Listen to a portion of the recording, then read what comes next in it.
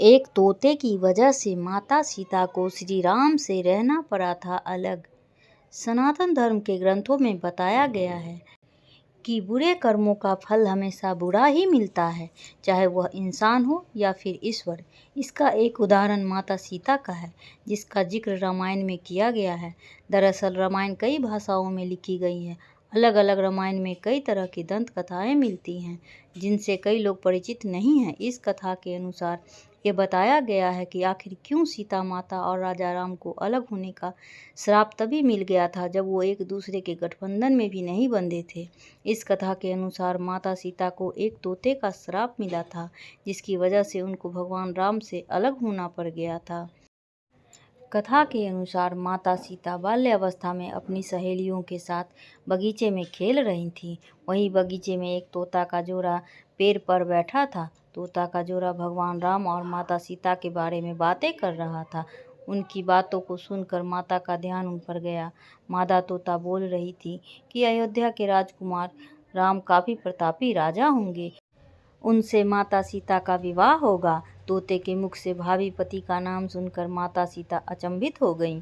उन्हें अपने बारे में और जानने की इच्छा जागृत हुई, इसलिए उन्होंने अपनी सखियों से कहकर दोनों पक्षियों को पकड़ लिया और फिर उन दोनों को पुचकार कर पूछा कि भविष्य के बारे में इतना ज्ञान कहाँ से प्राप्त हुआ है। तब पक्षियों ने बताया कि इससे पहले हम महर्षि वाल्मीकि के आश्रम में रहते थे, जहाँ हर रोज राम और सीता के जीवन के बारे में बताया जाता है। इसीलिए उनको दोनों के बारे में हर चीज़ कंठस्थ याद हो गई है। सीता जी ने पक्षियों से कहा, जिस जनक पुत्री सीता की तुम लोग बात कर रहे हो वो मैं ही हूँ। मुझे मेरे और राम के बारे में और भी बातें जाननी है। तब नर तोता ने कहा कि हे सीता, आपका विवाह अयोध्या के राजा दशरथ के ज्येष्ठ पुत्र राम के साथ आपका विवाह होगा और आपकी जोड़ी तीनों लोकों में सबसे अद्भुत होगी।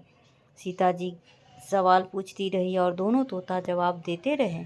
ऐसे में सीता जी प्रसन्न हो गई और कहा कि अब ये हमारे साथ ही यहाँ पर रहेंगे। लेकिन ये सुनकर तोता हैरान रह गया और उसने कहा कि हम पक्षी हैं, हमें पिंजरे में कैद ना करो। तोते ने इसके लिए बहुत याचना की। तब सीता जी ने नर तोते को छोड़ दिया, लेकिन मादा तोता को नहीं छोड़ा और कहा कि यह मेरे साथ रहेगी। नर तोता ने कहा कि मेरी पत्नी गर्भवती है, इसलिए ऐसे समय पर उनको जाने दें। हम दोनों एक दूसरे का वियोग सहन नहीं कर सकते, इसीलिए आप मेरी पत्नी को जाने दें। लेकिन सीता जी ने उसकी एक न सुनी। इस पर मादा तोता को बहुत गुस्सा आया और शाप दिया कि जिस तरह तुमने गर्भावस्था में मेरे पति से मुझको अलग कर दिया है, वैसे ही गर्भावस्था के दौरान तुमको भी पति वियोग सहना पड़ेगा। इतना कहते ही मादा तोता ने अपने प्राण त्याग दिए। बताया जाता है कि अगले जन्म में तोता वही धोबी था जिसने माता सीता के चरित्र पर उंगली उठाई थी, जिसके बाद भगवान राम ने सीता का गर्भावस्था के दौरान त्याग कर दिया।